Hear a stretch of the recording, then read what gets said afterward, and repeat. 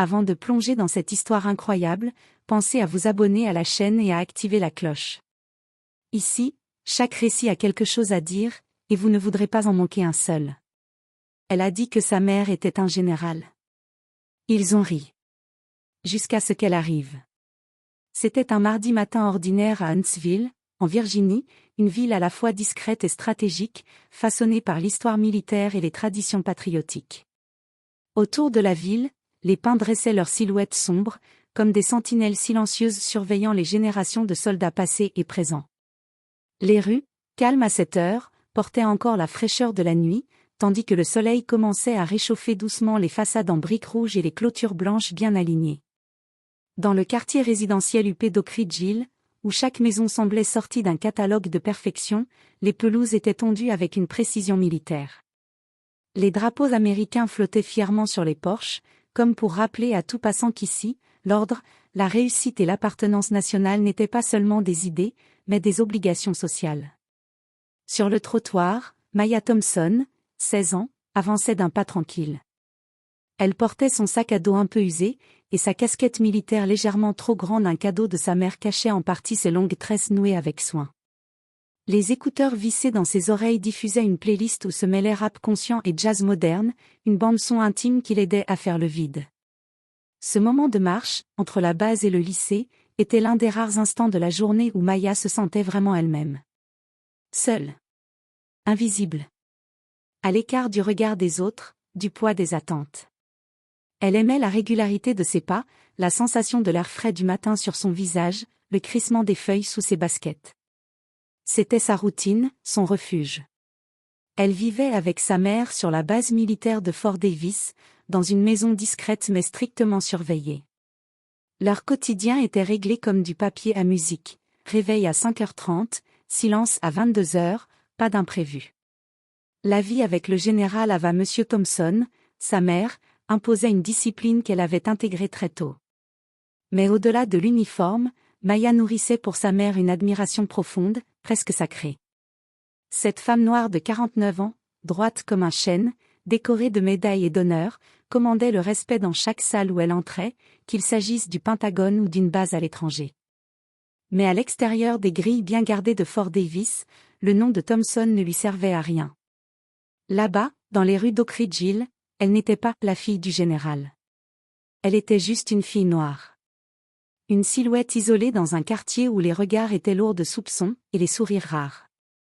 Là-bas, on ne lui demandait pas qui était sa mère, on lui demandait ce qu'elle faisait là. Elle le savait. Elle le sentait. Les regards curieux qui glissaient derrière les rideaux. Les joggeurs matinaux qui ralentissaient à sa hauteur. Les passants qui la contournaient légèrement. À Oak Ridge Hill, tout était beau, propre, riche et blanc. Et Maya, même avec son calme, même avec ses manières irréprochables, même avec sa casquette qui disait US Army, n'appartenait pas à cette image de carte postale. Mais elle avançait, toujours. Parce que sa mère lui avait appris à ne jamais marcher la tête basse. À toujours regarder droit devant. Parce que dans sa poche, elle avait la photo d'elle, enfant, dans les bras d'Ava Thompson en treillis. Et que cette image, plus que toutes les médailles du monde, lui rappelait qui elle était. En approchant de l'avenue Mason Ridge, Maya sentit, plus qu'elle ne vit, l'atmosphère changer. C'était un de ces coins du quartier où les haies étaient si bien taillées qu'on aurait pu croire qu'un concours secret s'y déroulait chaque mois. Le trottoir était si propre qu'elle aurait hésité à y faire tomber une miette. C'est là qu'elle aperçut, à une trentaine de mètres, une voiture de police garée en biais sur le bas-côté. Moteur encore ronronnant. Feux clignotants éteints. 2 policiers blancs, l'un grand et chauve, l'autre plus trapu, adossés nonchalamment à la portière, discutaient à voix basse tout en scrutant les environs. Maya, absorbée par la musique, tenta de continuer sa route comme si de rien n'était. Elle garda le regard droit, comme sa mère lui avait appris, ne pas montrer la peur, ne pas attirer l'attention. Mais au moment où elle passa à leur hauteur, elle sentit un silence lourd s'installer, puis une voix forte, sèche, claquer dans l'air. « Et toi là-bas. Attends une seconde. » Elle sursauta. Retira lentement ses écouteurs. Se retourna, perplexe. « Moi. » Le policier chauve, l'officier Reynolds, s'était déjà redressé. Il avançait d'un pas assuré, autoritaire, les pouces accrochés à sa ceinture. « Tu fais quoi dans ce quartier? T'habites ici ?» La question, même posée sans insulte apparente, suintait le soupçon. Maya sentit une vieille tension s'installer dans sa poitrine. Elle se redressa légèrement, instinctivement, mais son cœur accéléra. « Je vais à l'école, monsieur. Le lycée Kennedy. Je passe par là tous les matins. » Elle parlait calmement, presque trop posée. Parce qu'elle savait que la moindre trace d'énervement serait interprétée comme de l'arrogance ou de l'insolence. « T'as une pièce d'identité ? » demanda Reynolds, sans quitter son regard. Elle soupira doucement. Elle le savait. Elle avait lu les articles, vu les vidéos, entendu les récits que sa mère appelait « les réalités du terrain ». Elle avait entendu parler de Tamir, Sandra, Elia. Elle avait entendu les silences tendus dans les conversations d'adultes, elle avait vu sa mère froncer les sourcils à chaque nouveau nom devenu hashtag. Mais rien, absolument rien, ne la préparait à vivre ce moment. Pas à 16 ans. Pas avec un simple sac sur le dos. Elle déglutit. Non monsieur. Mais vous pouvez appeler Fort Davis. Je suis Maya Thompson, la fille du général Thompson. Il y eut un blanc, un flottement dans l'air. Comme si le temps avait suspendu son souffle. Puis le second policier, l'officier Dwyer, ricana bruyamment. Du général Thompson? Un général 4 étoiles, renchérit Reynolds avec un sourire narquois. Arrête ton cinéma. Il jeta un regard à sa collègue, comme pour dire elle est sérieuse, là? Tu veux nous faire croire qu'une ado noire avec une casquette tordue est la fille d'un général 4 étoiles? Son ton avait changé. Ce n'était plus de l'étonnement. C'était du mépris, emballé dans l'humiliation. Allez, assieds-toi sur le trottoir. Maya recula d'un pas, choquée. Je n'ai rien fait. Reynolds s'approcha brusquement, les épaules carrées, la main gauche déjà près de sa ceinture. Résistance à l'autorité maintenant? Elle sentit son souffle s'accélérer. Sa gorge se nouait. Mais elle planta ses yeux dans ceux de l'homme. Ma mère et le général ava Monsieur Thompson. Appelez la base. Demandez le colonel Miller ou le sergent Collins. Ils vous le confirmeront. Je ne vous mens pas. Un silence glacé s'installa à nouveau. Dwyer, cette fois, ne riait plus. Il avait blêmi légèrement. Il connaissait ce nom. Ou croyait l'avoir déjà entendu. Mais Reynolds, lui, resta sur sa ligne. Il ricana, plus froidement. Il n'y a même pas de femme noire générale 4 étoiles dans cette région. Arrête ton délire.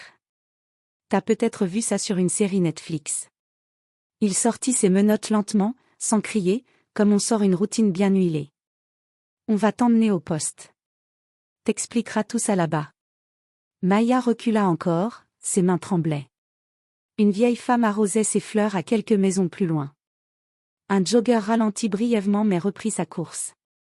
Personne n'intervenait. Elle pensa à sa mère. À ses bottes toujours bien cirées. À ces mots, tu es une Thompson. Tu gardes la tête haute, même quand on te la pousse vers le sol. Alors, même si ses jambes faiblissaient, Maya resta debout. Et quelque part, tout au fond de la rue, un moteur s'approchait, accompagné d'un bruit plus lourd que les autres. C'est à cet instant précis, alors que Reynolds s'apprêtait à passer les menottes aux poignets tremblants de Maya, qu'un vrombissement sourd et lourd brisa le silence du quartier. Un bruit inhabituel, plus grave qu'un simple moteur de voiture civile. Un son chargé d'autorité. Tous les regards se tournèrent. Une voiture blindée noire, imposante, surgit à pleine vitesse au coin de l'avenue Mason Ridge. Elle portait les insignes dorés de Fort Davis, brillant sous les rayons du matin. Le véhicule freina brutalement, ses pneus crissant sur l'asphalte lisse, comme un avertissement sec. Avant même que le moteur ne s'éteigne, 2 agents de sécurité militaire en uniforme sortirent du véhicule avec précision et détermination. Leur geste était net, entraîné. Ils contournèrent la voiture et ouvrirent d'un geste maîtrisé la portière arrière. Et alors, elle apparut. Le général ava Monsieur Thompson. Une femme noire, grande, droite, sculptée par des années de discipline, de combat et de silence contenu. Son uniforme impeccablement taillé épousait une carrure d'autorité, et sa poitrine portait les décorations les plus élevées de l'armée américaine, Distinguished Service Medal, Legion of Merit, Defense Superior Service Medal. Sur ses épaules brillaient 4 étoiles. Le sommet de la hiérarchie militaire. Mais ce n'étaient ni les étoiles, ni les médailles qui imposaient le respect immédiat, c'était son regard. Un regard tranchant, froid, perçant, qui aurait fait reculer un colonel mal préparé. Elle avançait à grands pas vers la scène, le dos droit, le visage impassible, comme une générale entrant sur un théâtre d'opération en territoire hostile. Les 2 policiers figés. Aucun mot. Même le vent semblait s'être tu. Elle s'arrêta à 2 mètres à peine de Reynolds, jeta un rapide coup d'œil à sa fille, tremblante, mais debout, puis reporta son attention glaciale sur les agents. Sa voix jaillit, calme et tranchante comme une lame d'acier. « Officier, reculez immédiatement de ma fille. C'est un ordre. » Reynolds, stupéfait, recula de 2 pas. Son visage se décomposa. Ses mains, encore proches des menottes, se figèrent. « Madame. Général. » On ne savait pas. Mais il ne termina pas sa phrase. Car le général Thompson, sans hausser le ton, avança encore d'1 pas. Elle sortit son badge militaire officiel, le tendit avec un calme glaçant, et le plaça à quelques centimètres du visage pâle de Reynolds. Ses mots furent pesés, contrôlés, mais chacun résonnait comme un coup de marteau. Vous avez interpellé une mineure sans motif. Vous avez refusé de vérifier son identité. Vous avez ri à son visage lorsque, calmement, elle vous a dit la vérité. Et pourquoi ? Parce que sa couleur de peau ne correspondait pas à votre idée de ce à quoi ressemble la fille d'un général ? Un silence tomba, plus pesant que jamais. Reynolds ne trouvait plus ses mots. Dwyer, lui, avait détourné les yeux, honteux, les lèvres serrées. La générale leva 2 doigts. L'un des agents militaires qui l'accompagnait, un sergent à l'air rigide, s'approcha immédiatement. Il sortit une tablette sécurisée, demanda les matricules, noms et numéros de badge des 2 officiers. Aucun refus, aucun mot. Reynolds obéit, désormais plus petit que nature. Vous aurez de mes nouvelles. Et de celles du département de la Défense. Puis, dans un geste à la fois maternel et puissant, Ava posa sa main sur l'épaule de sa fille. Une main chaude, protectrice. Une main qui disait « Je suis là maintenant. Tu n'as plus à porter seule ce poids. » Maya, les larmes au bord des yeux, hocha doucement la tête. La générale tourna légèrement la tête et lança, une dernière fois, avec une lenteur mesurée. Souvenez-vous de ce jour, messieurs. Parce que vos préjugés vous ont mis face à quelque chose que vous n'auriez jamais cru possible, le pouvoir dans la peau que vous refusez de respecter. Puis elle guida sa fille vers la voiture.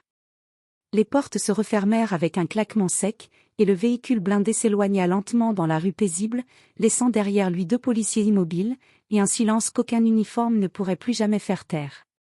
La scène n'était censée durer que quelques minutes. Juste une fille noire arrêtée dans un quartier blanc. Une erreur de plus, étouffée sous des rapports vagues. Mais ce jour-là, un voisin, James Buckley, professeur d'histoire à la retraite, observait sa rue par la fenêtre de son salon. Ce n'était pas la première fois qu'il voyait la police arrêter un jeune du mauvais profil, mais cette fois, quelque chose dans la posture de Maya, dans l'arrivée foudroyante de ce véhicule blindé, dans la présence surnaturelle de cette femme en uniforme, le poussa à sortir son téléphone et à filmer. La vidéo fut postée sur X, anciennement Twitter, par sa petite fille de 19 ans, qui ajouta simplement en légende. Elle a dit que sa mère était un général. Ils ont ri. Puis elle est arrivée. En l'espace de 2 heures, la vidéo dépassa les 100 000 vues. À midi, elle avait fait le tour de la côte est. À minuit, elle comptait plus de 12 millions de vues sur toutes les plateformes confondues. Les extraits circulaient sur TikTok, Instagram, YouTube, et des montages dramatiques ajoutaient de la musique, des ralentis, des sous-titres. Les réactions affluaient de partout. Petit losange bleu des anciens militaires saluant la dignité du général Thompson. Petit losange bleu des mères noires remerciant Ava pour avoir été la voix de toutes celles qui ne peuvent pas se faire entendre. Petit losange bleu des jeunes filles noires écrivant sous le hashtag Je suis Maya. Petits losanges bleus et même des célébrités partageant la vidéo avec des messages de soutien. Les hashtag Respect Maya, hashtag Général Thompson, hashtag Croyez les Noirs et hashtag Elle est arrivée devinrent viraux en quelques heures.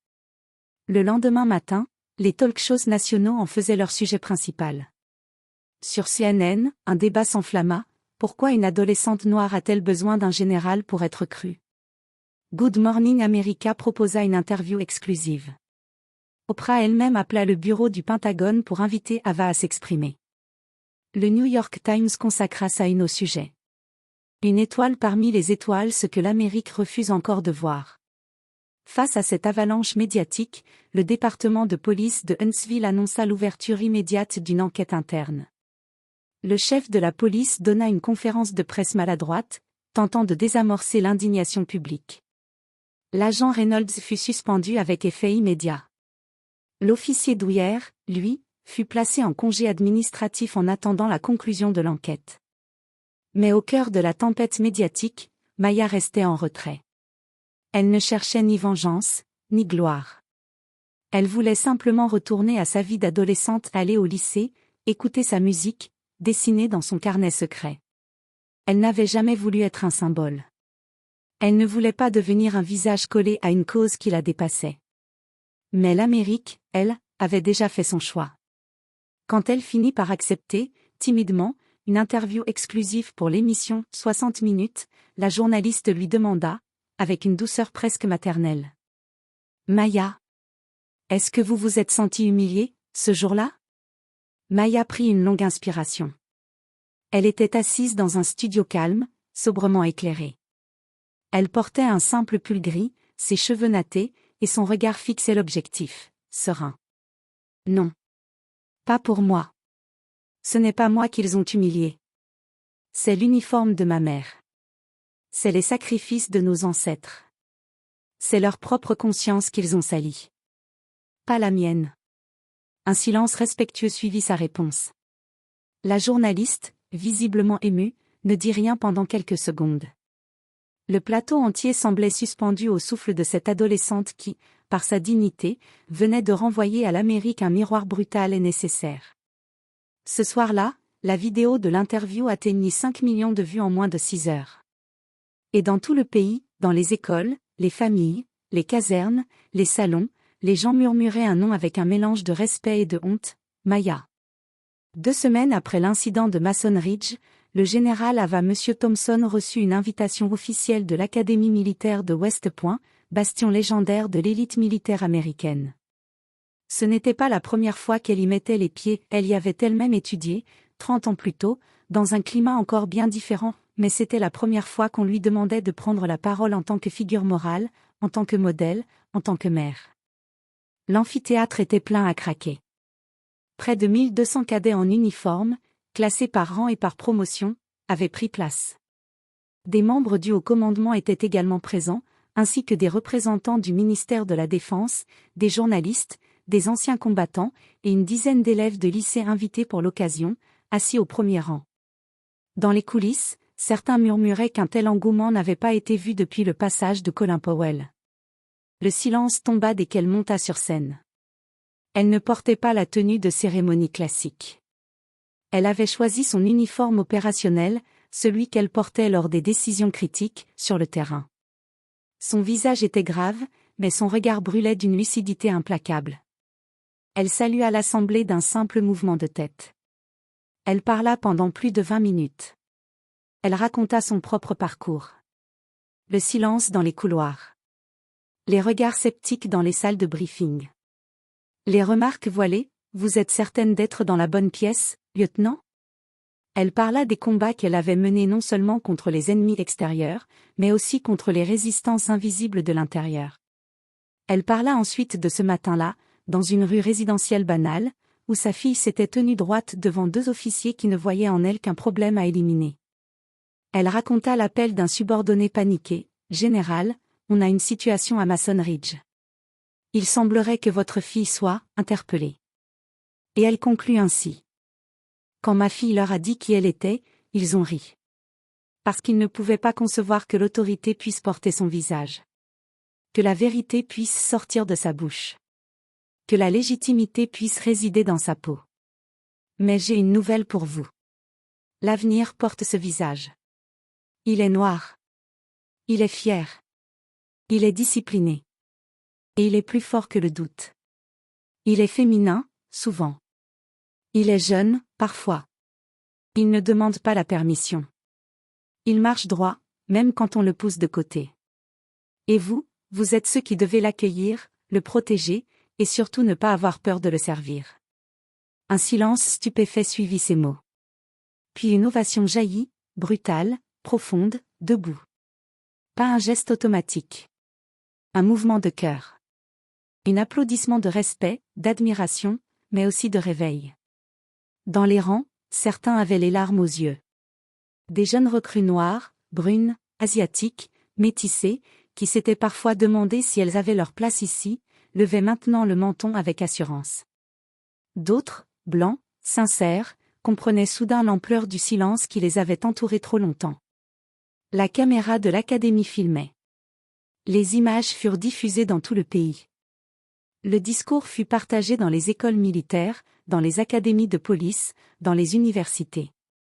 Il fut même ajouté au programme de formation de leadership de West Point l'année suivante.